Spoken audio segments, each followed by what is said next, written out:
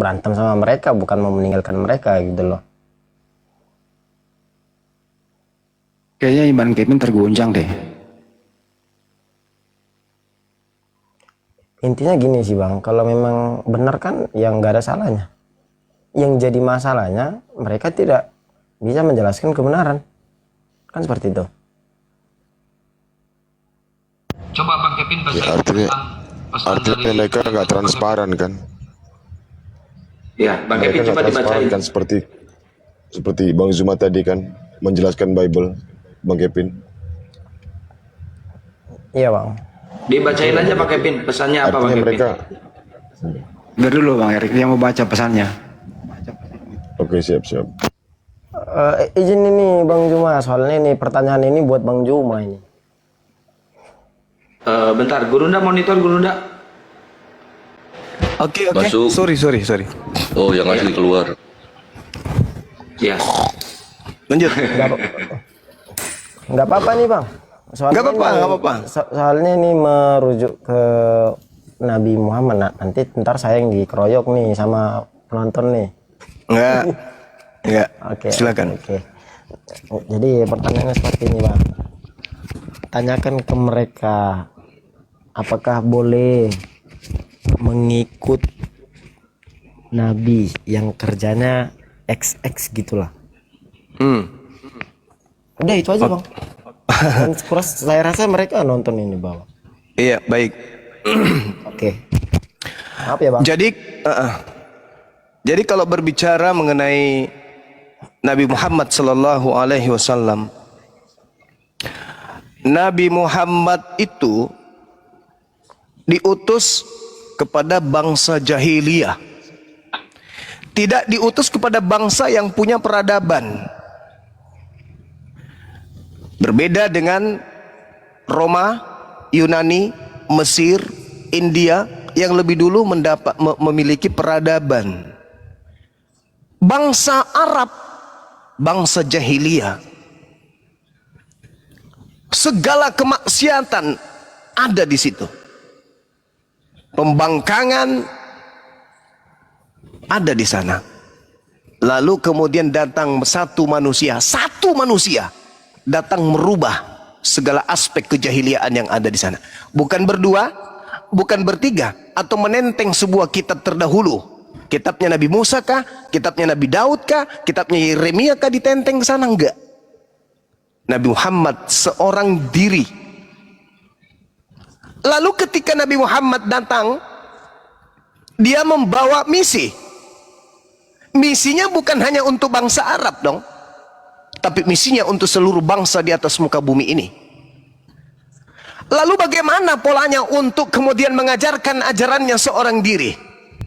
Pertama, harus memiliki gerakan yang meliputi unsur politik.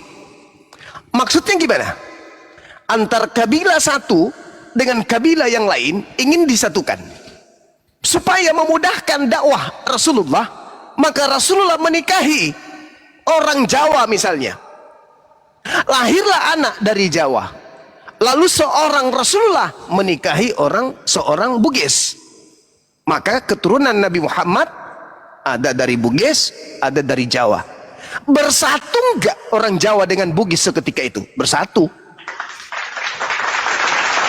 Mudah enggak bagi Rasulullah kemudian mengajarkan ajarannya ketika kemudian Nabi Muhammad telah menundukkan penggawa-penggawa dari Jawa, penggawa-penggawa dari Bugis menjadi pejuang-pejuang di lingkaran dakwanya.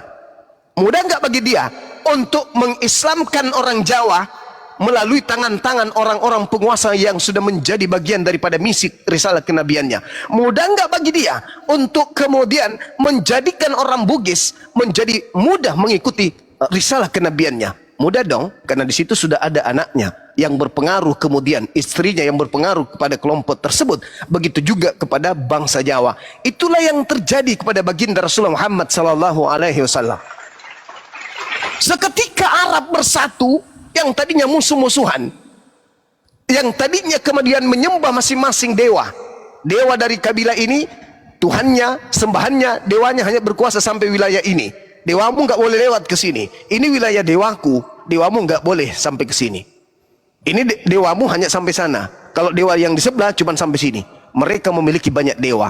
Kemudian berbicara mengenai wanita. Ada nggak batasan? 4 istri, 10 istri sebelum Nabi Muhammad itu datang? Nggak ada. Hadirkan seorang pendeta di depan saya. Kalau bisa menunjukkan ada perintah kepada jemaat, cukup 1 istri. Hadirkan depan saya. Sekali lagi saya katakan, hadirkan pendeta yang bisa menunjukkan ada perintah di dalam Taurat, di dalam kitab Tanakh, atau di dalam perjanjian baru, kitabnya orang Kristen. Untuk jemaat Kristen cukup 1 istri. Hadirkan kepada saya. Kalau ada dalil itu, maka saya tutup Yayasan Apologet Islam Indonesia yang menjadi momok yang menakutkan bagi para pendeta. Ada nggak? Ngeri. Itu nggak ada. Justru cukup 1 istri itu adanya di Al-Quran. Cuman agama Islam yang mengajarkan umatnya menikah cukup 1 istri. Kristen tidak. Anda baca Lukas 18 nomor 29 nomor 30. Yesus mengajarkan kaumnya Bani Israel, barang siapa yang meninggalkan istrinya untuk menjadi pengikutku karena Allah, dia akan memperoleh istri berlipat ganda. Sekarang juga itu kata Yesus kepada Bani Israel, bahwa Bani Israel boleh mendapatkan istri berkali lipat ganda. Halilintar. Kemudian di dalam Matius 19 nomor 29, pengikut Yesus akan mendapatkan 100 istri nanti di surga. Catat itu pendeta. Jangan kalian menipu jemaat dengan mengatakan cukup 1 istri, tapi kondom di tas, di dompet bersebaran. Di mana ada misa, di mana ada ini. Catat itu. Sampai tai lalat di kemaluan kalian aja ditahu sama bininya orang kok. Nabi Muhammad bukan datang mengajarkan poligami. Nabi Muhammad justru datang membatasi poligami. Kakeknya Yesus, istrinya ratusan. Salomo dengan gundinya kalau dihitung ribuan. Hidup dalam 1 minggu, istri 600. Kira-kira Daud melayani 600 wanitanya ini gimana caranya? Dan itu kakeknya Yesus. Kakeknya Yesus, istrinya ratusan. Pertanyaannya, Yesus berasal dari istri yang keberapa? Hah?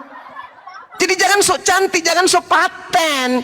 Tidak ada ajaran Tuhan melarang poligami. Dari perjanjian barunya orang Yahudi sampai perjanjian barunya orang Romawi, tidak ada larangan poligami. Tidak ada perintah cukup 1 istri. Hanya di Islam perintah 1 istri itu ada. Kenapa Nabi Muhammad kemudian menikahi sampai 11 wanita? Yang dinikahi apakah seperti pendeta-pendeta hari ini? Enggak dong. Nabi Muhammad menikahi janda-janda tua. Dia raja, dia presiden, dia pemimpin negara.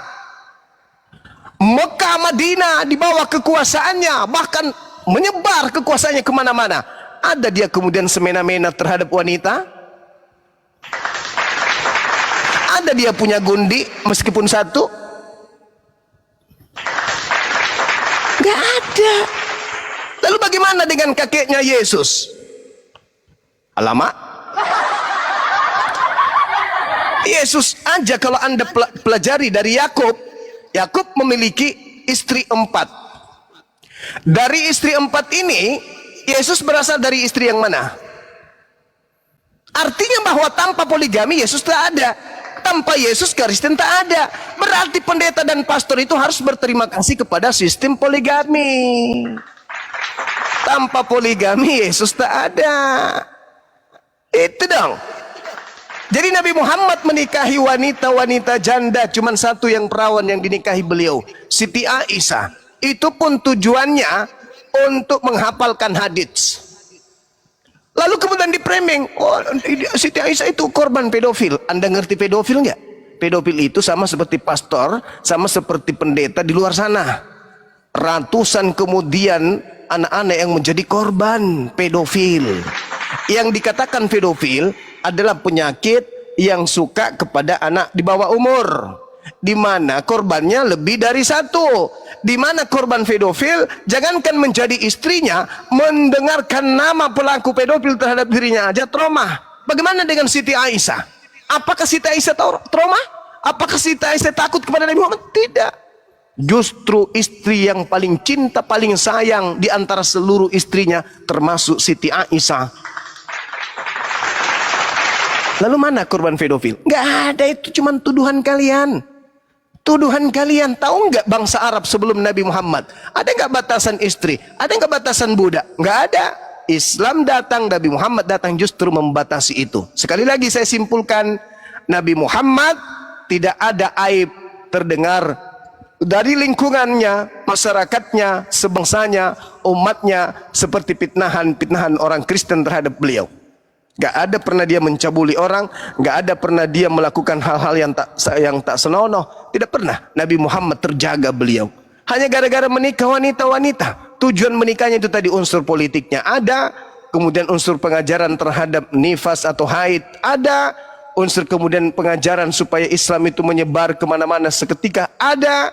Tidak ada unsur kemudian syahwat ataupun dia hanya untuk memuaskan birahinya. Tidak ada. Kalau mau memuaskan birahi, jangan 11 orang. Jangan. Nikahi semua orang yang ada perempuan sesuai dengan nafsu. Tapi faktanya enggak kan? Nah, yang nafsu itu mungkin yang ratusan dan seterusnya. Dan itu adalah yang melahirkan keturunan Yesus. Contoh, Roma 1 nomor 3. Yesus berasal dari sperma Daud. Nah, mati meja. Roma 1 nomor 3, Yesus berasal dari sperma Daud. Daud berapa istrinya? Katanya kurang lebih 600 orang. Istri yang mana yang telah memiliki yang mendapat jatah sperma untuk Yesus? Jadi saudaraku, kalau ada yang seperti itu, katakan bahwa di dalam Bible juga tidak ada larangan satu istri. Nggak ada. Nggak ada larangan poligami, nggak ada juga perintah satu istri dalam Bible. Justru Yesus mengatakan, ya, engkau akan mendapatkan berlipat ganda ketika engkau menjadi pengikutku.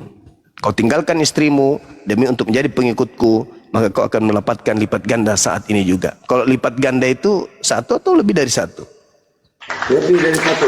Nah, cuman Kristen hari ini, dalam hal ini pendeta yang bertanya, oknumnya ya, yang bertanya melalui saudara Kevin, cobalah kau bercermin bercermin. Istrimu memang satu kawan, tapi di belakang istrimu gimana si Ucok? Sehat-sehat aja dia.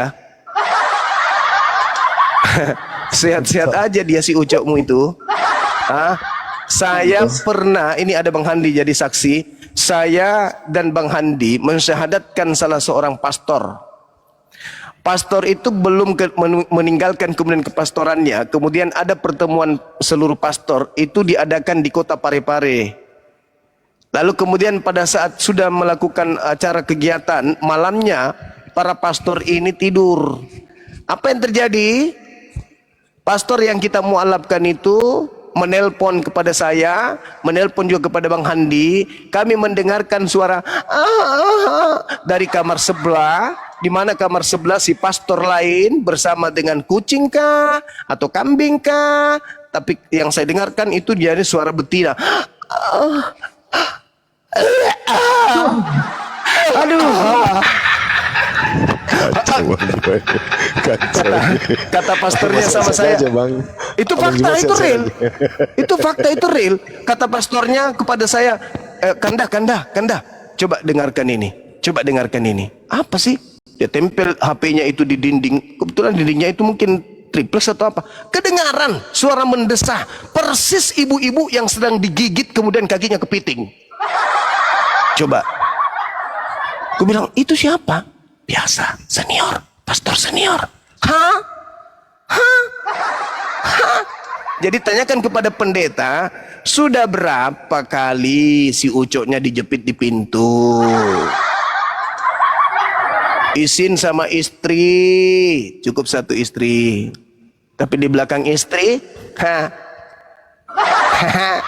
udahlah, gak usah terlalu munafik. Jadi saya simpulkan, agama yang melarang poligami itu sama halnya agama itu melegalkan persinahan. Itu aja. Silakan. Dan saudara harus tahu, saudara Kevin, katanya di Kristen itu nggak boleh bercerai selain zina. Anda coba tanya catatan Dukcapil, berapa Kristen bercerai tahun 2024? Coba buka Google. Kalau misalnya jumlahnya 1000, berarti tahun 2024 ada 1000 orang Kristen melakukan persinahan. Kan tidak boleh.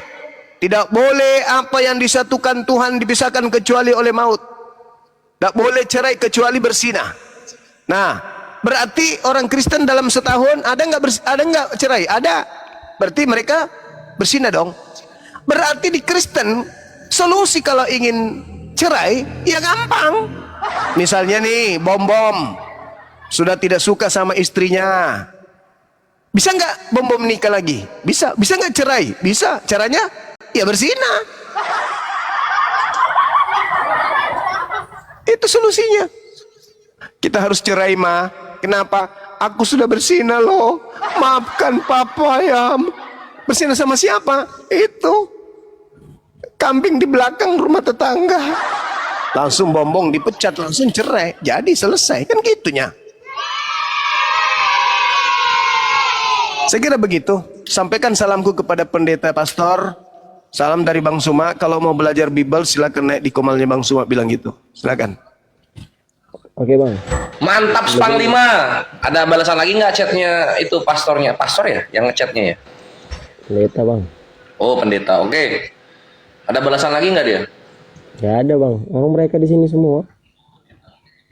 Di sini di mana? Di bawah. Oh. Ini mantap. Pada nonton di bawah ini. Ini saya boleh tampilkan Gurunda ininya tingkat perceraian Kristen. Boleh. 2024 baik. Ini nih. Ini totalnya aja ya di semua provinsi Gurunda. Ini yang 2024. Jadi ini apanya? Sebelah sini nikahnya, ini cerai talak, ini cerai gugat. Nah, cerai talaknya 85.000 sekian. Cerai gugatnya 308.956 orang. Ini statistik 2024. Berapa yang cerai totalnya? Yang 2024. 2024 yang cerai talak 85.652, yang cerai gugat 308.956 orang. Anjir, Total? Ya total 85 tambah berarti 386 ribuan. Nah, Matius 19 nomor 9. Aku Yesus berkata kepadamu, barang siapa menceraikan istrinya kecuali karena zina, lalu kawin dengan perempuan lain, ia berbuat zina. Di Kristen itu tidak boleh menceraikan orang istrinya daripada kecuali berzina. Nah, gimana kalau kesimpulannya mereka ini cerai karena berzina semua? Berapa yang berzina orang Indonesia dari kalangan mereka dalam setiap tahun? Di tahun 2024 maksudnya. Berapa ayo? Menakutkan saudara-saudara, ngeri.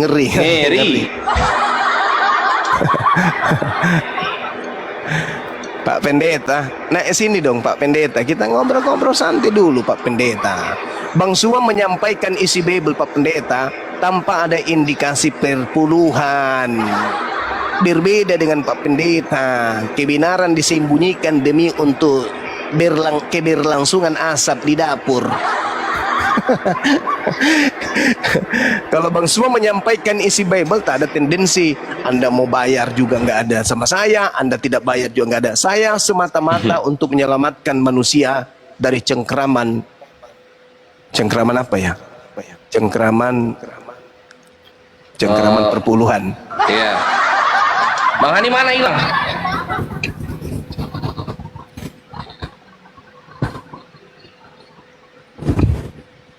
Oke, lanjut.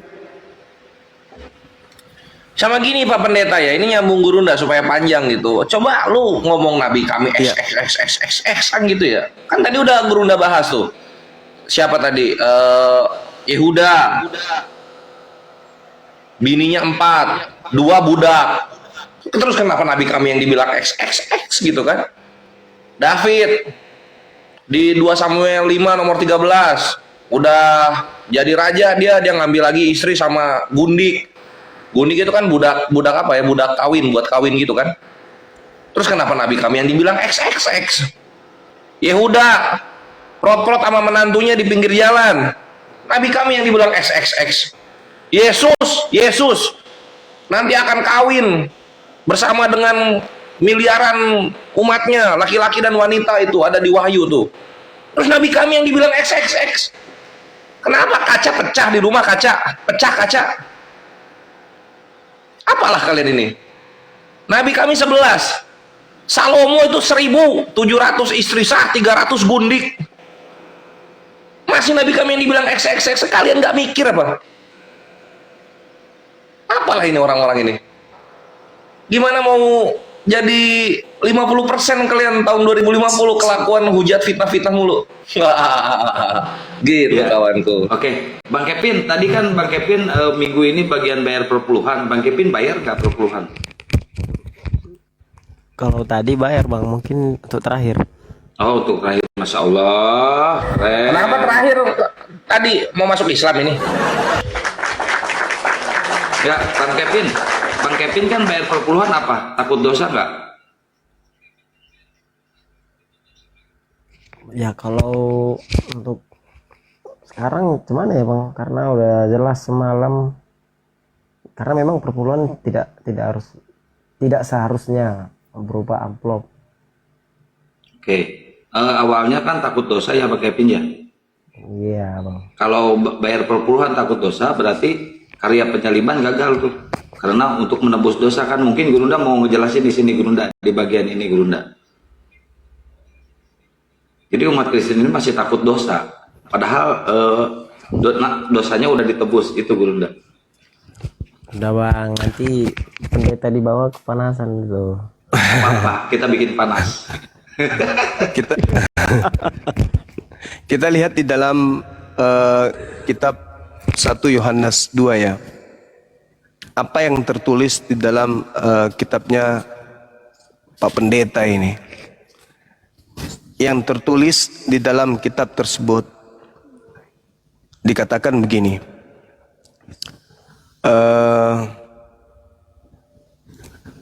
Anak-anakku katanya kan ya. Panggilannya orang-orang Kristen itu kan dipanggil anak-anak katanya ya. Katanya gini, anak-anakku, hal-hal ini kutuliskan kepada kamu supaya kamu jangan berbuat dosa. Namun jika seorang berbuat dosa, kita mempunyai seorang pengantara pada Bapa, yaitu Yesus Kristus yang adil. Dan Yesus adalah pendamai untuk segala dosa kita. Dan bukan untuk dosa kita saja, tetapi juga untuk dosa seluruh dunia. Jangan kamu berdosa katanya. Tapi kalau kamu berbuat dosa, ada Yesus sebagai pendamai dosa kita. Begitu juga ketika kita melihat di dalam Roma 5. Roma 5 ini pedis-pedis sedap juga sih. Di data nomor 20-nya dikatakan begini. Tetapi hukum Taurat ditambahkan supaya pelanggaran menjadi semakin banyak. Kata Paulus, dan di mana dosa bertambah banyak, di situ kasih karunia menjadi berlimpah-limpah. Di mana dosa bertambah banyak, di sana kasih karunia menjadi berlimpah-limpah. Supaya sama seperti dosa berkuasa dalam alam maut, demikian juga kasih karunia akan berkuasa oleh kebenaran untuk hidup yang kekal oleh Yesus Kristus Tuhan Kristen. Di mana dosa bertambah banyak, di sanalah kasih karunia menjadi berlimpah-limpah. Maksudnya apa ini?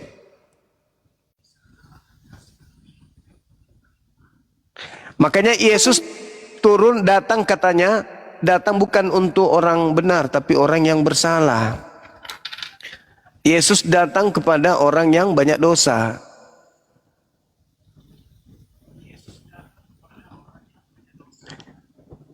Itu gimana maksudnya? Agar tidak sia-sia kematian Yesus, Bang. Heeh. Ya karena Kristen ini harus berdosa. Karena kalau Kristen tidak berdosa, maka sia-sialah kematian Yesus di tiang salib. Walah.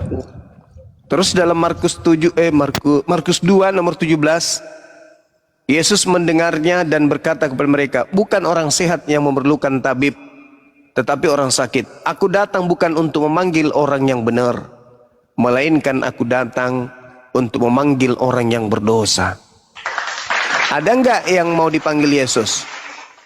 Berdosalah.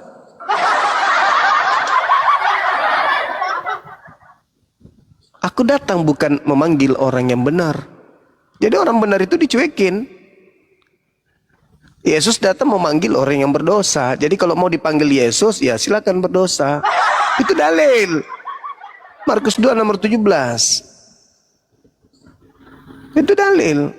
Nah itu juga yang buat saya heran. Di mana dosa semakin banyak, di sana kasih karunia menjadi berlimpah-limpah. Ya buatlah dosa semakin banyak, supaya kasih karunia melimpah.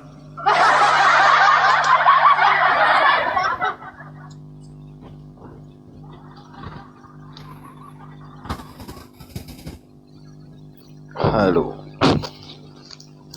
Ya, halo Bang Aron. Muslim apa Kristen Bang Aron? Kristen. Kristen. Baik, silakan. Kalau mau diskusi sama Bang Juma silakan. Bang Kevin lagi mandi. Silakan. Jadi gini Bang, ya. Semua itu datang untuk memberikan pengajaran. Dan Bang, suaranya kecil banget itu, Bang. Suara abang minoritas. Digedein Oke. dikit, Bang. Suaranya minoritas. Kecil, Bang, kecil. Jadi semua itu datang untuk mengajarkan kebenaran Bang Cuma. Jadi yang salah diluruskan gitu. Makanya disebut manusia itu berdosa, makanya datang Yesus untuk meluruskan agar tidak berdosa gitu Bang Cuma. Ya, Bang, sebelumnya Abang perkenalkan dulu Abang, apa keyakinan Abang gitu. Tadi kan saya sudah mendengar Protestan. bahwasannya Kita kan sudah diskusi ya, juga Bang Yari. ya Protestan, tapi Abang tidak mengimani Paulus katanya Bang Zuma. Silakan Bang. Betul. Oke. Yesus tidak ada salah di situ. Iya, Yesus memang nggak pernah salah. Yesus sejak kapan? Makanya dia tidak mati dikutuk karena dia tidak pernah bersalah. Yang mati dikutuk itu yang bersalah, Bang. Iya, jadi Yesus itu bukan tujuannya untuk mengampuni dosa, Bang Cuma. Tujuannya dia itu meluruskan orang-orang yang berdosa. Gitu, Bang Cuma. Iya. Dia kan mengatakan bahwa aku datang bukan untuk memanggil orang yang benar. Aku datang memanggil orang yang berdosa. Mau nggak Anda kemudian dipanggil Yesus? Iya, dulu dia datang memang orang-orang pada waktu itu lagi berdosa, Bang Cuma. Berdosa. Ya iya, sekarang Karena mengenal Bapa pada saat sekarang dia datang mau nggak untuk kemudian memperkenalkan Bapa. dipanggil Yesus? Mau nggak? Kita ikuti pengajarannya, Bang Cuma. Ajaran yang mana itu? Ajaran Yesus memperkenalkan Bapa. Memperkenalkan Bapa. Iya, Maksudnya? Yesus datang memperkenalkan Tuhan Bapa. Diperkenalkan gimana? Iya, dia mengajarkan bahwa Tuhan itu satu, yaitu Nah itu sudah ajaran itu sudah diajarkan dan dianut semua orang Yahudi sebelum Yesus datang. iya. Tapi Nggak ada pada orang waktu- Yahudi mengatakan Tuhannya mereka tiga. Betul, tapi kan pada saat itu masih ada yang berdosa. Makanya dia datang untuk meluruskan lagi. Itu Dosanya karena apa, Bang? Menuhankan tiga Tuhan atau karena meninggalkan hukum Torah? ada beberapa yang meninggalkan hukum Taurat. Terus yang lain? Yang lain juga ada yang menyembah selain daripada Allah Bapa. Di mana itu? Ya ada pada waktu zaman itu, makanya dia datang. Enggak, zaman Yesus orang Yahudi menyembah selain Bapa itu di mana? Ya pada waktu itu. Mana? Di mana tertulis bahwa zaman itu orang Yahudi ada yang menyembah selain daripada Bapa? Sebentar, aku cari dulu datanya. Oke.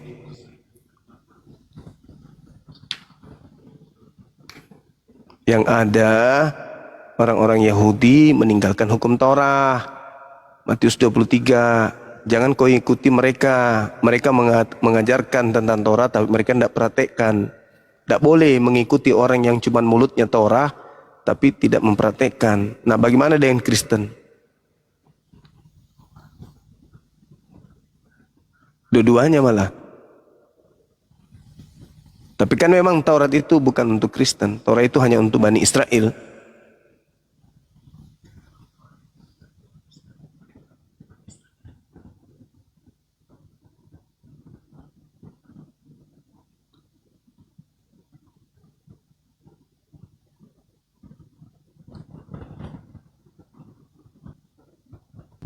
Waduh, langsung terdiam deh.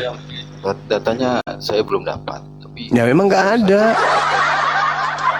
Nggak ada. Yesus datang untuk orang yang sesat, domba yang sesat. Kesesatan domba pada saat itu adalah meninggalkan Torah. Nah, itulah tujuan Yesus datang, bukan tujuannya yang lain. ya kan diluruskan bahwa hukum-hukum dan perintah-perintah Tuhan sebelumnya ada pelanggaran di situ, makanya dia datang. Iya, pelanggarannya karena mereka meninggalkan hukum Taurat. Bukan karena mereka kemudian Hukum Taurat kan dari Bapa. iya, mereka tahu bahwa Bapa itu adalah Tuhan, Elohim itu Tuhan, mereka tahu. Tapi mereka tidak melakukan perintah-perintah Tuhan yang adalah datang melalui Nabi Musa. Mereka tahu Tuhan itu satu, Tuhan itu tidak serupa dengan manusia, Tuhan itu bukan anak manusia dan bukan manusia. Mereka tahu Tuhan tidak serupa dengan makhluk. Dia datang untuk menggenapi itu, Bang. Gitunya, Bang. Menggenap- Ajarannya meng- dia genapi. Menggenapi apa? Menggenapi apa? Menggenapi Taurat. Menggenapi Taurat gimana? Jadi perintah-perintah Bapak yang sebelumnya dilanggar diluruskan lagi. Oh, kalau itu iya. Oh iya. Kalau itu iya. Tapi kalau dikatakan menggenapi sampai dia mati, menebus, Oh, dia menghapus nggak mati. hukum Taurat, itu nggak ada itu. Dia nggak mati. Jadi yang disalib siapa? Penyaliban ada, tapi bukan dia. Bukan Yesus yang mati. Bukan. Lalu siapa? Ada yang disalib. Siapa? Siapa? Ya ada orang yang bersalah lah waktu itu. Berarti yang keluar dari kubur bukan juga dia dong? Bukan. Berarti yang disembah Kristen ini yang keluar dari kubur berarti salah sembah dong?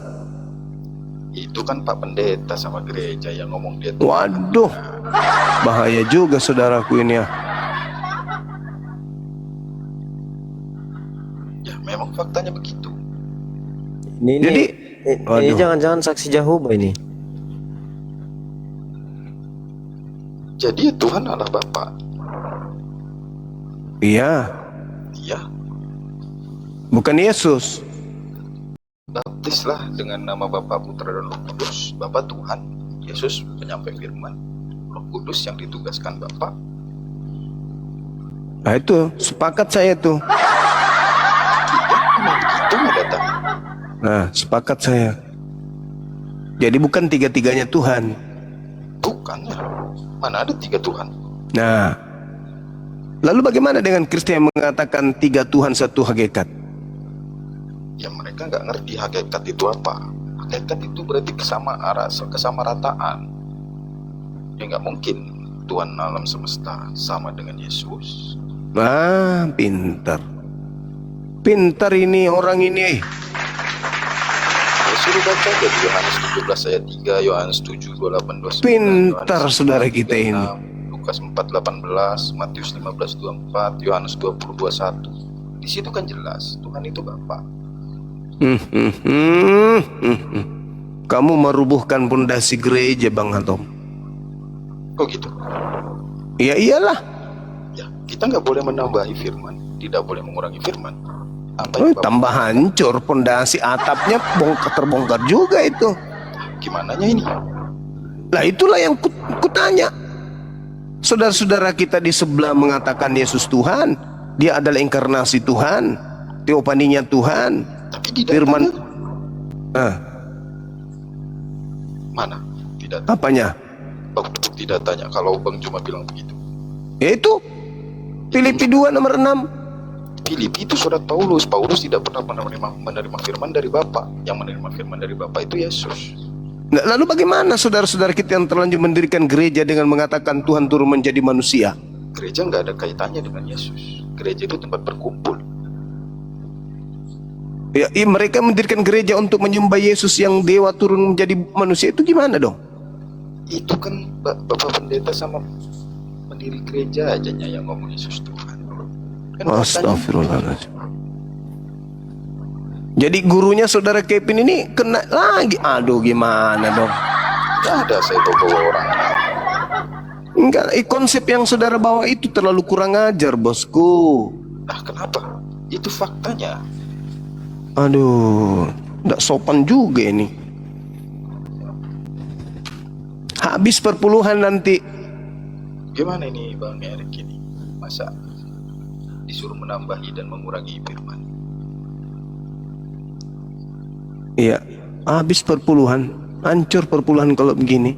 100 orang kayak Arom ini habis, selesai pendeta gulung tikar semua.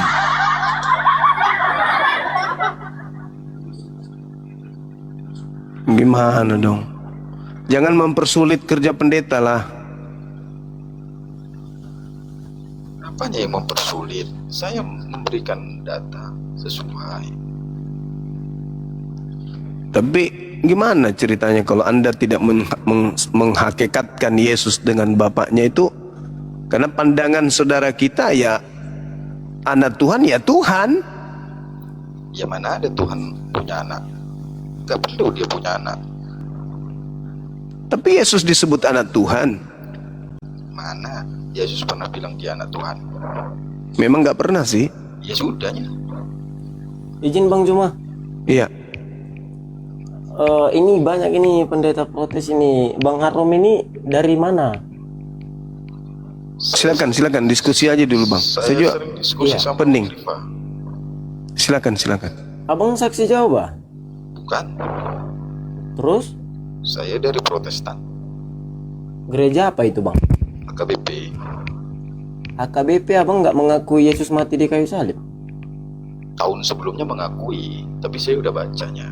Jadi baca Bible, katanya suruh uji setiap roh yang datang. Di Yohanes. Tahun sebelumnya mengakui, sekarang?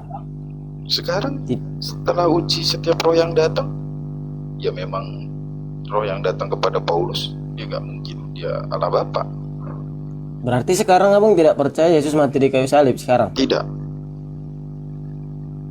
Kalau Anda tidak percaya, kenapa Anda masih bertahan di AKBP? Ya itu tempat saya kumpul. Kenapa rupanya? Kalau saya mau kumpul di gereja saya, emang Berarti, emang ada? berarti Anda Nggak boleh. pengkhianat dalam gereja Bang? Kalau Enggak seperti itu? juga. Enggak juga, saya enggak mengkhianati siapa-siapanya. Saya datang ikut kumpul ngobrolnya. Kenapa?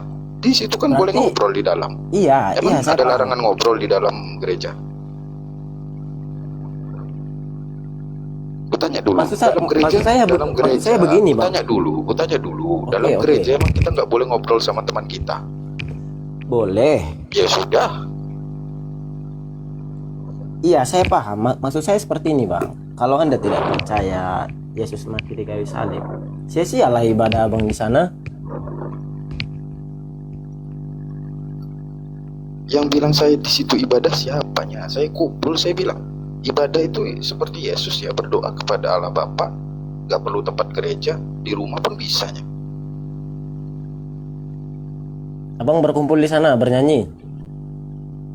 Iya, tapi tidak memuji Tuhan Yesus. Numpang main gaple dia di AKBP. Saya numpang ngobrol sama teman. Numpang main gaple, main catur dia di dalam. Oh, numpang nongki aja Bang ya. Iya, numpang ngopi. Oh iya nongki. Oh iya betul. Jadi saya kan meluruskan tadi yang Bang Juma bilang bahwa Yesus itu datang hanya untuk orang-orang, mengampuni dosa orang-orang. Enggak lah, Yesus itu meluruskan ajaran yang sebelumnya sudah adanya, gitunya.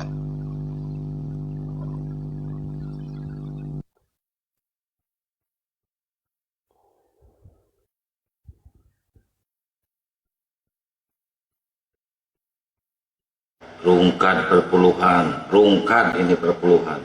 Makin terkikis Gimana ini, mereka. Kok jadi saya yang bingung dengan abang ini ya? Ya udah, makanya cepat-cepat Bang Kevin. Ajaran membingungkan kalian itu. Enggak, kalau yang kayak gitu-gitu, Kev, itu tanda-tanda menuju Islam itu kalau udah kayak gitu-gitu. Ya makanya saya bingung bang, dia tidak mengakui tapi bertahan di situ. Belum mantep biasanya. Nunggu asam lambung naik dulu. Itu Bapak, saya percaya Bapak itu Tuhan yang mengutus Yesus. Itu ajanya. Kenapanya kau meragukan firman Bapak? Bapak berfirman kepada Yesus. Coba kau baca itu ayat yang ku bawa tadi. Kau baca semuanya tadi. Ada 7 ayat ku kasih. Kau baca Kevin, buka makanya. Saya tadi nggak dengar bang, saya tadi kamar mandi. Oke, ku bacakan lagi. Ku bacakan lagi. Ya, oke, boleh. Buka ya. Kau buka Yohanes 20:21. Kemudian kau baca Matius 15:24. Kau baca Lukas 4:18. Kau Bang, baca satu-satu Yohanes dong. 5 ayat 36. Bro, satu-satu bro, dibacain bro, satu-satu. Biar Oke. Bang Kevinnya Oke, ngerti. oke. Yohanes 20 ayat 21. Sesudah itu Yesus berkata lagi, damai sejahtera bagimu, sama seperti Bapa mengutus aku. Berarti kalau diutus, dia memang utusan. Bapa itu Tuhannya. Oke, kemudian Matius 15:24. Yesus menjawab, aku diutus hanya kepada domba-domba yang hilang. Berarti dia diutus. Dia diutus untuk mengajarkan pengajaran. Lukas 4:18. Oke. Itu menyampaikan kabar baik kepada orang-orang miskin. Oke. Itu ada pengertiannya. Kau tanya pendeta itu. Lukas 4:18. Aku udah tanya. Itu jelas. Dia memberikan pengajaran hanya seorang Bang, pengajar. suara lu minoritas banget, kecil banget suara lu. Kemudian Yohanes 5:36. Oke, Yohanes 5:36. Tetapi aku memiliki kesaksian yang lebih besar daripada kesaksian Yohanes. Sebab pekerjaan yang diserahkan Bapa kepadaku untuk diselesaikannya itu pekerjaan yang sekarang aku kerjakan, itu memberikan kesaksian tentang aku, bahwa Bapa lah yang mengutus aku. Bapa Tuhan, bukan Yesus.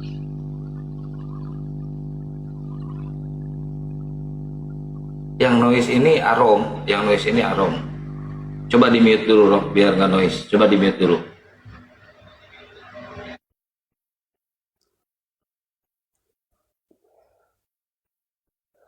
Ya silakan Bang Kevin, ditanggapi Bang Kevin.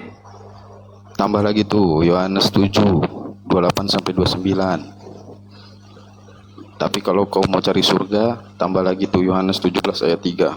Kau itu harus benar-benar percaya bahwa Bapa itu Tuhan. Ya saya percaya Bapak itu Tuhan.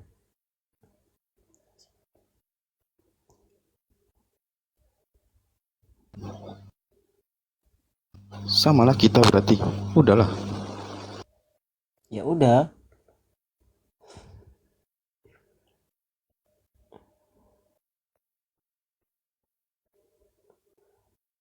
Tapi Bang Arom tidak percaya kalau Yesus itu Tuhan. Bang Kevin, di sisi lain Bang Kevin percaya Yesus itu Tuhan. Kayak mana ini? Itu berarti Tuhanmu dua. Nah, Tuhannya dua Bang Kevin. Kau jelaskanlah itu sama aku. Ya jelasin Bang Kevin.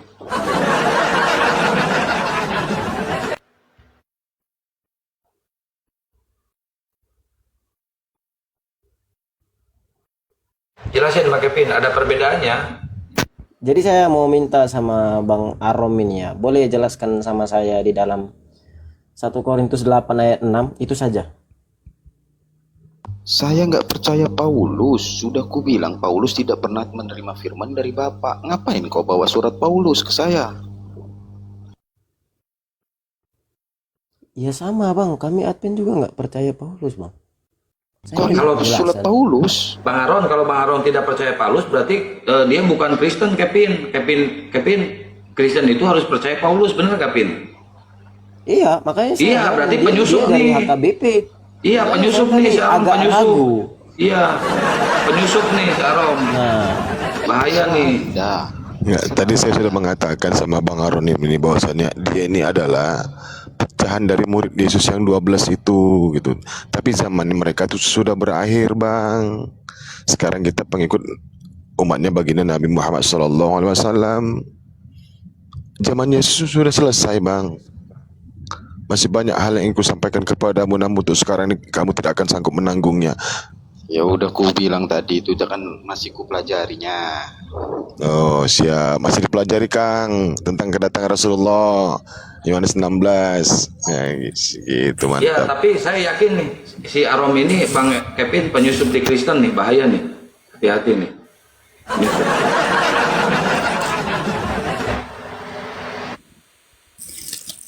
Karena saya baru ini dengar orang Kristen tidak mengakui tentang peristiwa penyaliban. Baca makanya peristiwa Iya, penyaliban itu saya ngerti pada saat maksud persidangan, abang. pada saat persidangan kau baca itu, pada saat persidangan yang ditangkap itu bilang saat ini juga anak manusia duduk di sebelah kanan Bapa.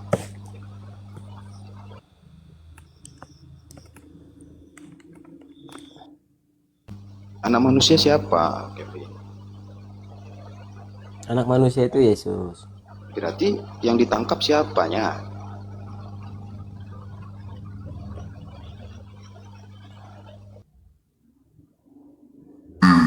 Kevin gak bisa jawab nih, Kevin kalah nih.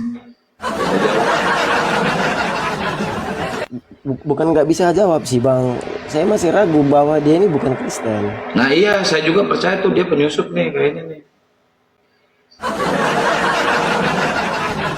Ya sulit kalau kau masih anggap Yesus Tuhan. Padahal tadi kau bilang sendiri Yesus bukan Tuhan, Bapak Tuhan. Sekarang kau beda lagi nya, aneh. Nah, dari logatnya aja nampak loh bang.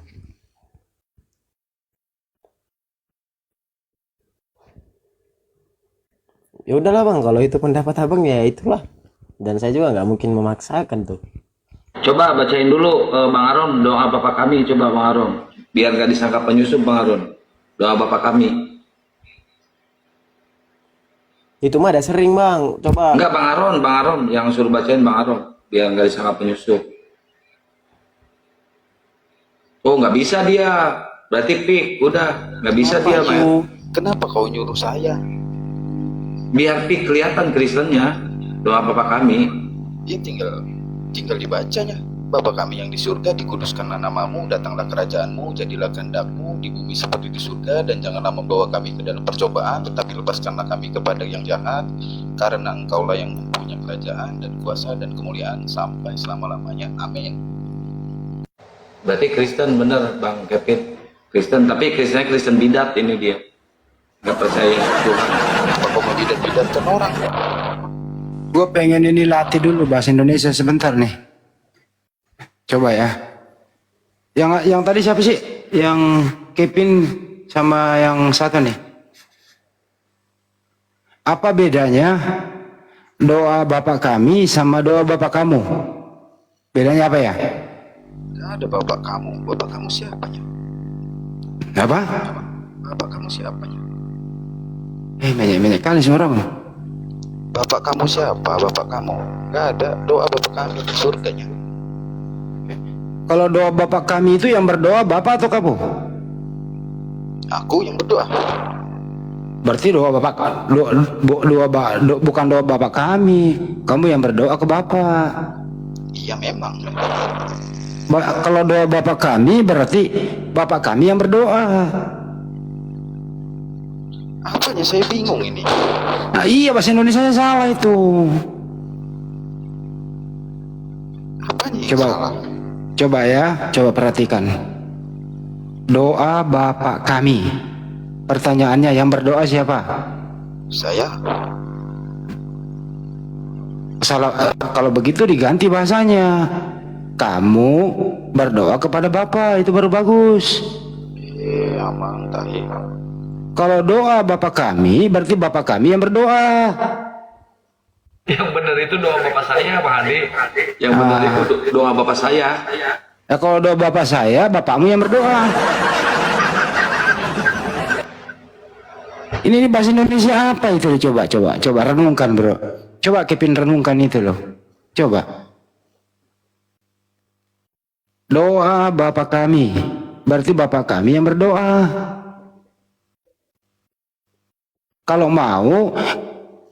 kamu berdoa kepada Bapa. Baru bener tuh bahasanya. Maksudnya Atau kami Bapak berdoa kami di kepada situ. Bapa, gitu. Maksudnya Bapak kami di situ, ya Bapak kita semua. Iya, yang berdoa siapa? Dengar dulu. Coba ulang lagi nih, sekali lagi ya. Doa Bapa kami, yang berdoa siapa? Saya. Kok balik bahasanya? Aduh ya Kang, coba ajarin itu kan bahasa Indonesia. Puyeng gue nih bahasa Indonesia nya begini Ya banget sih. harusnya doa bapak saya itu, Bapak saya yang ada di surga, tolonglah hambamu ini. Itu yang benar. Kami itu kan jamak, maksudnya untuk semua umat. Itunya Bang. Ya udah, sekarang balik lagi ke Bang Kevin. Bang Kevin masih percaya nggak Aaron ini Kristen? Tadi kan itu kan doa Bapa kami bahasa Indonesia ya. Coba bahasa Batak, Bang. Soalnya Nah, kami pakai itu bahasa identik Batak. dengan bahasa Batak. Nang hadung hepeng. Pakai bahasa Batak coba. Sekalipun dia membaca dalam Google, pasti cara berbicara dia itu pasti kelihatan dia yang membaca atau tidak. Oh, berarti kalau gitu Bang Kevin nggak yakin bahwa Aaron ini Kristen? Saya belum yakin, Bang. Nggak yakin. Ayo, daripada dipitnah Aaron, pakai bahasa Batak. Coba, Bang, Kau fitnah bahasa saja Batak, Bang. aku, kenapa kau paksa? Nah, Siapa kenapa mau? Anda tidak berani? Ini netizen di bawah pada puyeng bahasa Indonesia nih, gara-gara doa Bapak kami nih. Terusin. Nah, kalau doa Bapak kami bahasa Indonesia, kita bisa ketik di Google, kita tinggal baca. Ya ketik aja sama mau di Google. Ya kalau bahasa Batak, nggak mudah membaca bahasa Batak, Bang. Coba. Coba dicontohin dulu sama Bang Kevin. Bang Kevin pakai bahasa Batak. Nah, dia penyusup. Penyusup, setuju saya penyusup dia. Nah, tuh. Terserahmu. Penyusup. Saya hanya menanggapi Bang Juma tadi. Gak peduli samamu. Ya sudah. Saya juga tidak memaksa Anda. Saya hanya ragu kepada Anda. Keraguanmu aku gak peduli juga ya. Ya sudah. Kayaknya dua berdoa ini dikasih pertanyaan cerdas cermat deh. Pilihan ganda ini berdua nih. Bukan gitu, Bang. Saya cuma ragu aja sih.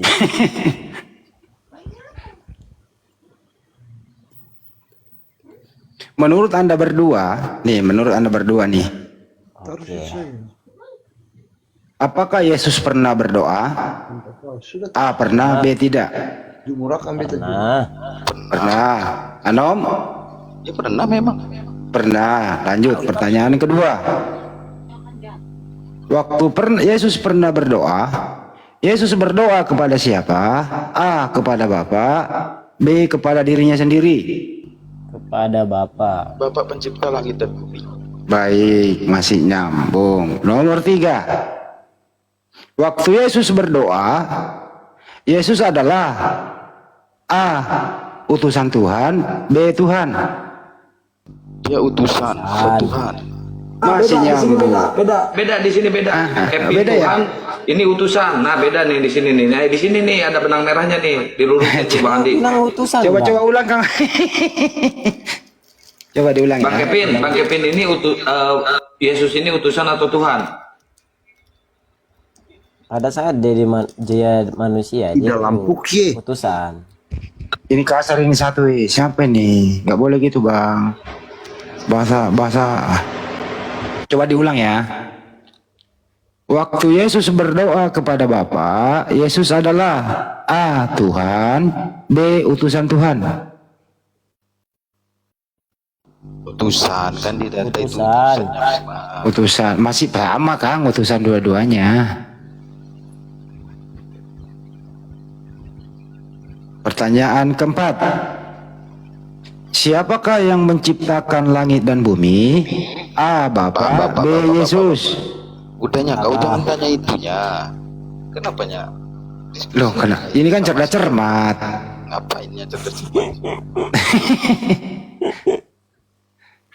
Ya, masih sama ini. Kalau begitu saya tutup Saya pertanyaannya. satu pertanyaan. Iya. Kevin, yang mati di kayu salib itu Tuhan atau manusia? Dalam Puki. Kok marah ini? Marah. Itu siapa itu? Ini bahaya ini bahaya nih Bapak ini. Diturunin aja lah. Turunin Iya, aja, Bang, turunin aja. bahasa kotor itu, Bang. Turun Kok Bang, ya, bahasa kotor. marah-marah? Jangan bahasa kotor lah. Nah, Kevin, yang mati di kayu salib itu Tuhan atau utusan? Utusan. Bukan Tuhan. Bukan. Berarti sama dong, bukan Tuhan ini juga. Iya, dia kan tadi udah sepakat ya Tuhan Bapak. Udah pada pinter nih berdua ini. Iya. Dia sudah tidak menuhankan Yesus. Sadu bentar lagi.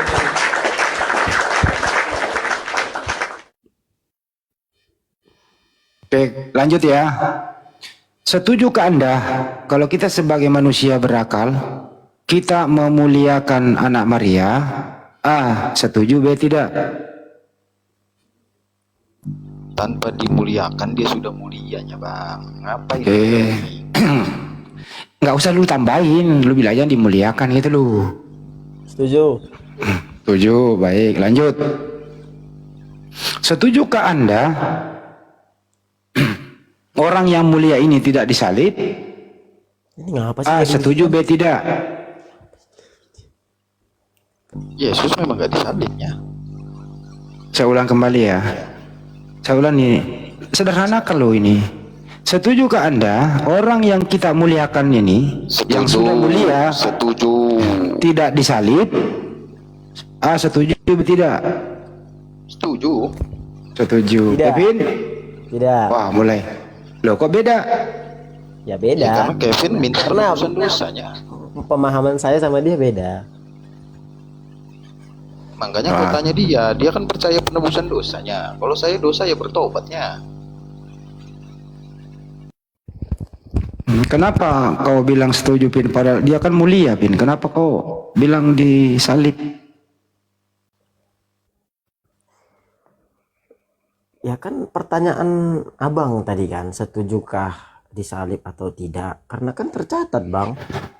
Boleh nggak, khusus ke Kevin nih, boleh nggak membunuh orang yang tidak bersalah? Tidak boleh. Tidak boleh. Apakah Yesus punya salah? Berdua. Tidak. Anom? Kenapanya? Tidak. Kalau Yesus tidak punya salah, boleh nggak Yesus disalib? Boleh.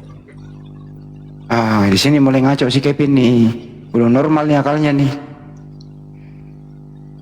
Bang, saya hanya menjawab apa yang saya baca. Kalau menurut akal kita, seharusnya tidak boleh. Kalau menurut akal tidak boleh. Terus yang membolehkan kamu menurut apa, Pin? Saya kan menjawab sesuai yang tertulis, bukan Menurut dari iman. ucapan saya. Iya, itu betul. Menurut iman boleh, menurut akal tidak boleh. Iya, Berarti iman dan akal bertentangan. Itu, Pin. sangat bertentangan, bang. Ya itu tadi, iman boleh, akal nggak boleh kan gitu. Ya, Berarti antara imanmu dan akalmu beda, Pin. sudah pasti beda lah, bang. Berarti imanmu tidak masuk akal. Ya, kira-kira begitu. Astagfirullah. Gimana nih, Nom? Imannya nggak masuk akal. Kira-kira begitu, Nom? Karena memang begitu kenyataannya kan. Nanti kalau kita perpanjang, Ya sudah malah baca nangis. aja. Perjanjian lama kan adanya bang. Keluaran kan adanya.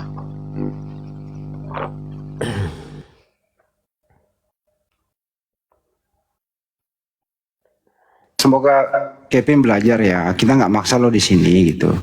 Sebanyak itu iman itu masuk akal, gitu ya. Artinya Ya, ini buktinya iman tidak masuk akal. bisa nggak dirubah itu iman masuk akal? Kalau dirubah nanti kacau, bang. Justru kalau dirubah itu kamu menjadi lega karena semua yang kau omongkan itu masuk akal, termasuk imanmu. Di sini masalahnya sebenarnya.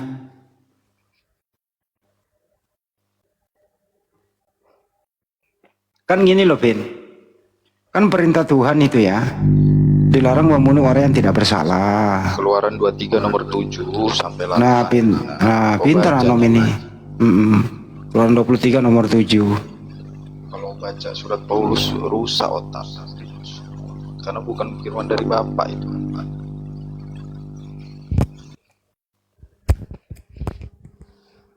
Menurut Anda, menurut Kevin, Bapak di surga ini gitu ya, menyayangi Yesus nggak, Kevin? Menyayangi. Menyayangi. Oke, izin turun dah dan saya tanggapi Bang. Thank you semuanya. Bang Anom masih Kristen ya, Bang Anom? Shalom. Oke, Bang Anom. Makasih ya Bang Anomnya diskusinya ya. Maaf kalau ada yang kata hilap ya. Oke. Tuh.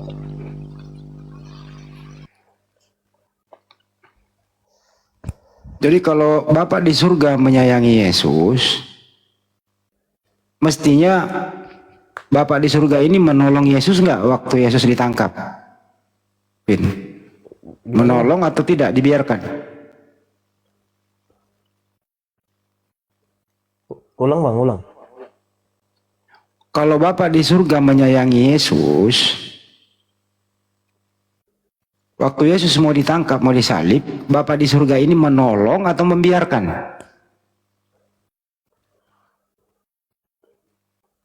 Ini saya jawab melalui akal atau melalui Bible ini? Ini lo pakai akal lo ini, Pin ya. Oh, pakai akal. Oke. Ya, akal. Tolong. Contoh nih ya, anggaplah saya sebagai bapakmu gitu ya. Iya, saya sudah tahu maksud abang. Iya, sudah ditolong. Kamu lagi, kita jalan berdua, terus ada yang ingin mencelakai kamu. Saya sebagai bapakmu, saya tolong kamu apa saya biarin? Ya, ditolong. Tolong. Begitu juga Yesus punya Bapa di surga. Dia menyayangi Yesus sebagai anaknya kan gitu ya.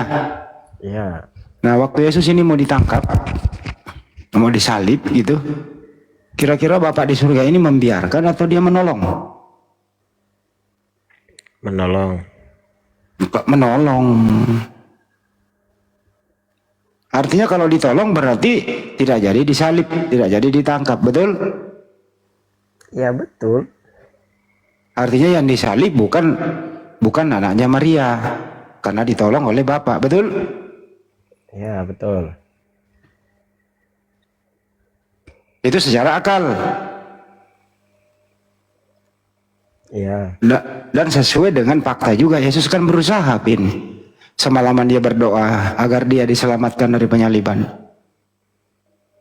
Betul? Ya, ya betul. Nah, kalau begitu yang menurut kamu yang disalib ini orang mulia atau orang fasik? Orang fasik. Yesus orang mulia atau orang fasik? Orang mulia. Berarti yang disalib adalah Orang fasik. orang fasik. Berarti bukan anaknya Maria yang disalib, betul? Oke. Nah, mulai berakal. Ini akal nih, sesuai data, gitulah. Nah, terserah lu mau nak beriman, terserah. Saya nggak maksa ya. Lo mau nak beriman sesuai ajaran pendeta ya monggo, nggak ada masalah sih. Tapi kalau akal gampang, gitu ya, Pid ya. Oke bang. Nah, yang mana aku pegang nih, akal apa iman nih? Akal. Akal. Jadi memang ada yang disalib. Ada. Bentar lagi berubah tuh Bang Andi. Bentar lagi udah berubah itu Bang. Jangan berubah-berubah tuh Kevin, ada aja. Wih, ada Valentino Rossi nih. Wih, Mandalika itu. Mau buset. Jangan berubah lagi lah, Pin. Terserah sih kalau mau berubah mah. Ya intinya begitu, Pin. Kita harus memuliakan Yesus. Gitu ya. Kita tidak boleh menghinakan dia, bahwa dia tersalib terkutuk. Jadi yang disalib terkutuk itu bukan orang mulia tapi orang fasik. Setuju gak, Pin? Oke, setuju bang. Oke. Lanjut ya. Masalah dosa. Pin, kalau kamu punya utang, gitu ya, kamu yang bayar sendiri atau bagusnya dibayarkan? Ya bayar sendiri. Oke. Kalau kamu punya dosa, gitu ya, bagaimana caramu minta ampun? Pakai tumbal kah atau langsung minta ampun kepada Tuhan?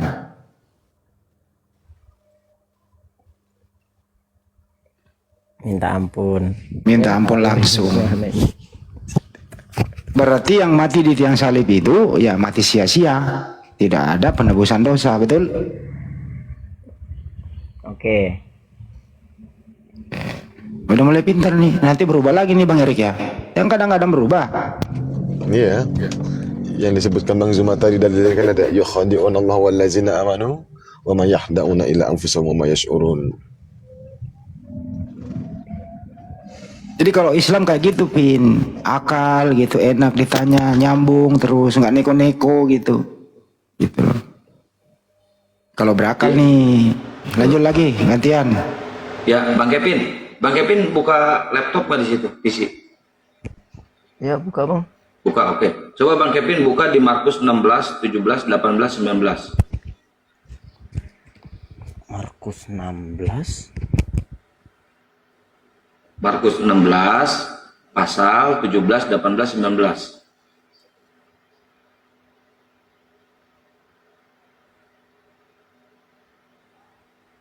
Oke. Markus 16 ayat 17 gitu. Markus 16 ayat 17 sampai 19. Saya bacain ya, Bang Kevin ya. Tanda-tanda ini akan menyertai orang-orang yang percaya. Mereka akan mengusir setan-setan demi nama-namaku. Mereka akan berbicara dalam bahasa-bahasa yang baru bagi mereka. Mereka akan memegang ular dan meminum. Dan sekalipun mereka minum racun maut, mereka tidak akan mendapat celaka. Mereka akan meletakkan tangannya atas orang yang sakit dan orang itu akan sembuh. Ini siapa Bang Kevin? Yang ditulis mereka ini siapa? Maka nggak baca dulu 15-nya biar dia paham. Enggak, di sini aja mulai ini.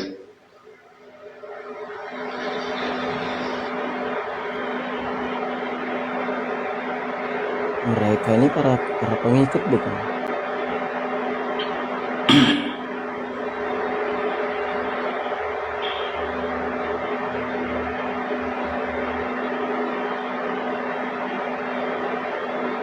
Coba direnungi itu, dibaca dulu pelan-pelan.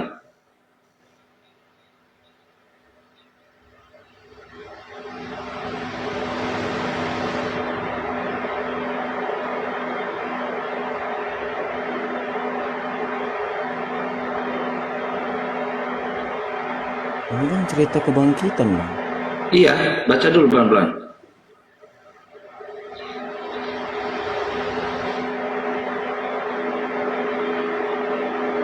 Udah dibaca. Mereka ini siapa di sini mereka ini?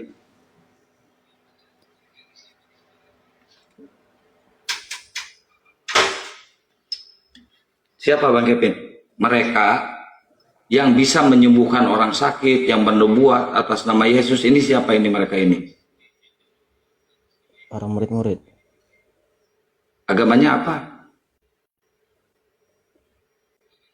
Di sini. Kalau di 15-nya itu Kristen loh. Iya betul. Tapi Oke, pengajar berarti ya, pendeta, pengajar ya. Coba sekarang Bang Kevin buka di Matius 7 pasal 21 sampai 23. Saya bacain ya.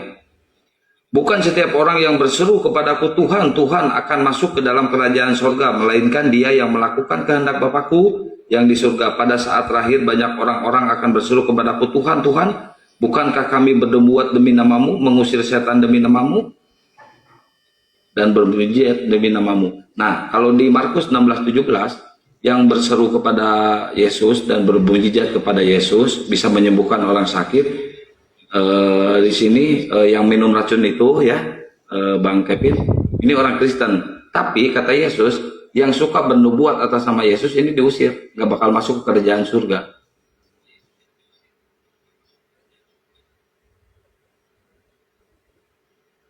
Loh, guru udah kepental, sinyal Bang.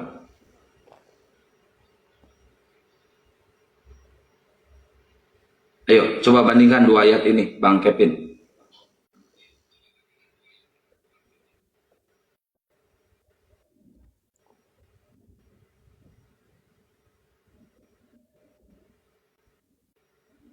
Puyang.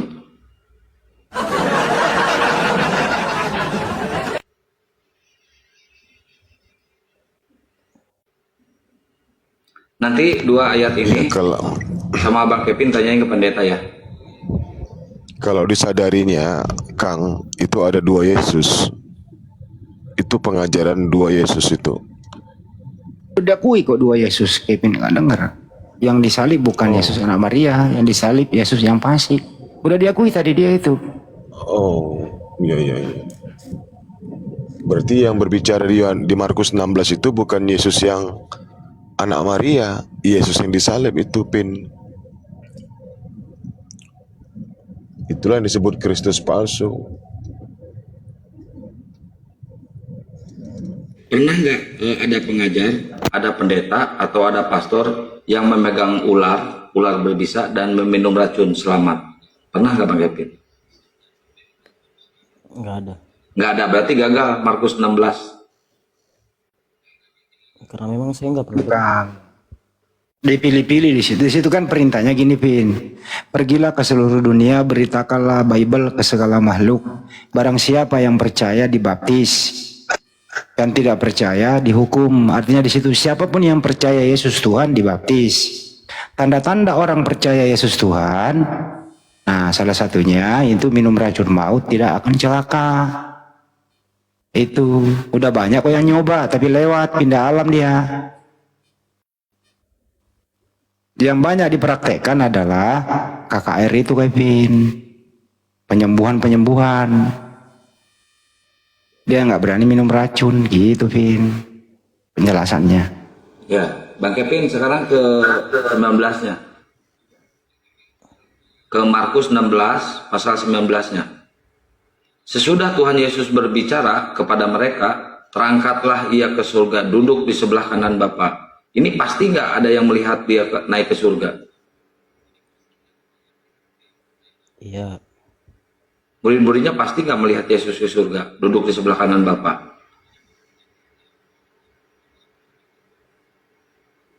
Iya, memang tidak ada yang melihat. Kalau nggak ada yang melihat, kenapa dia bisa memastikan Yesus terangkat ke surga dan duduk di sebelah kanan Bapa?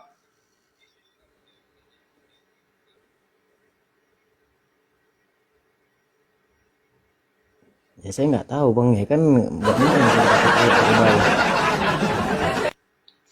Kan ini kitab suci, katanya kitab suci. Kenapa sih ada hal-hal yang tidak yakin, yang belum yakin, yang dituliskan di kitab ini? Padahal mereka ini nggak yakin nih, Yesus ini terangkat ke surga dan duduk di sebelah kanan Bapa. Tapi tulisannya ada di sini, Yesus terangkat ke surga dan duduk di sebelah kanan Bapa.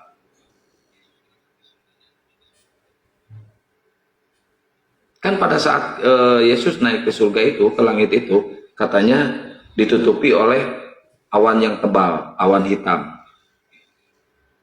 Berarti bohong dong mereka menyaksikan Yesus terangkat ke surga dan duduk sebelah kanan Bapa. Bohong dong. Menurut akal sehat Bang Kevin, bohong nggak mereka? Ya bohong, karena Bohong. Udah jelas. Les, masuk les.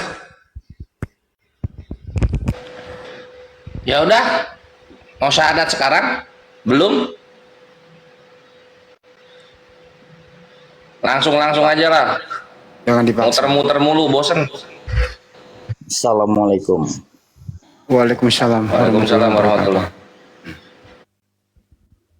Tapi dia udah akui loh Kevin tadi bahwa dua Yesus. Jadi Yesus anak Maria itu mulia, bukan yang disalib itu Yesus yang fasik. Udah pinter dia dikit di sini nih.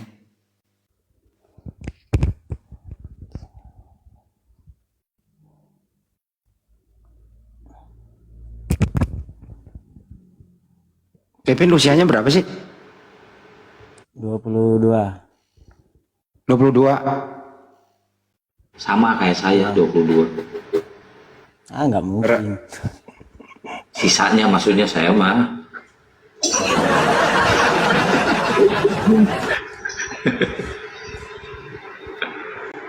Jadi kamu masih udah nggak percaya Yesus Tuhan lagi? Masih percaya Yesus Tuhan, Bin? Udah Bang, jangan ditanya lagi Bang. Udah mulai puyeng nih, mikir nih.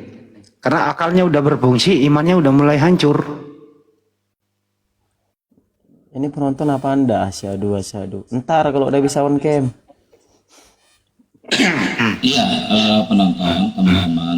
Kalau Anda ingin memfollow Bang Kevin untuk bisa on cam, follow aja, silakan follow, nggak apa-apa, follow aja. Follow kan gratis, nggak ada ruginya, follow aja. Ini Kamu ada tahu pakai nggak, duit. Kevin, kamu tahu nggak bahasa Indonesianya Yohanes 17:3? Itu kan syahadatnya Yesus. Situ begini bahasa Indonesianya nih, aku bersaksi tiada Tuhan selain Allah dan aku bersaksi Yesus adalah utusan Allah. Itu Yohanes 17:3, Vin. Coba kau baca, Vin. Itu syahadat loh itu. Di zaman itu. Di mana Yohanes berapa tadi? Yohanes 17:3. Coba tuntun Kang Yohanes 17:3, Kang. Syahadat di situ aja dulu. Hanya Yohanes kan, bukan satu Yohanes gitu. Yohanes 17 nomor 3. Yohanes 17 ayat 3. Apa ini? Gua bacain, Pin. Inilah hidup yang kekal, yaitu bahwa mereka mengenal Engkau satu-satunya Allah yang benar dan mengenal Yesus Kristus yang telah Engkau utus.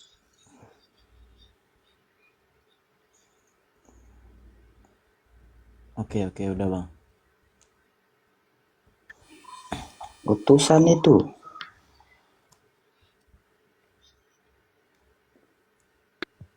Jadi Yesus bersaksi itu hanya ada satu Tuhan, yaitu Allah, dan aku ini utusan Tuhan, kata Yesus. Itu loh, Pin.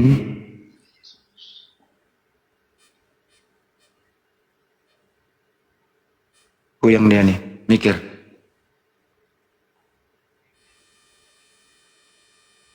Jangan di bahasa Arabin atau kan terjemahan juga ke bahasa Arab. Nanti dia puyeng dia. Bahasa Indonesia aja dulu.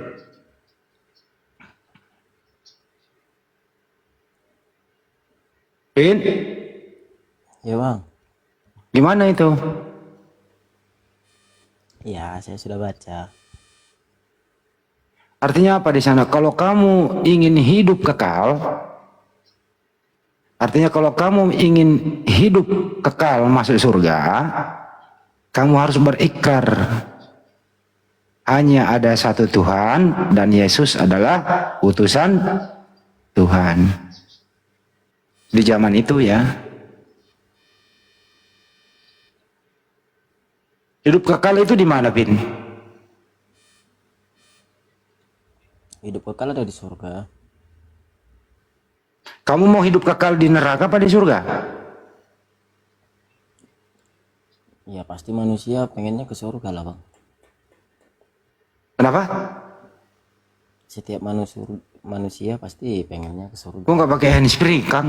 Kecil banget kok. Gimana Kang menurut dia? Apa? Semua manusia pasti pengen ke surga Bang.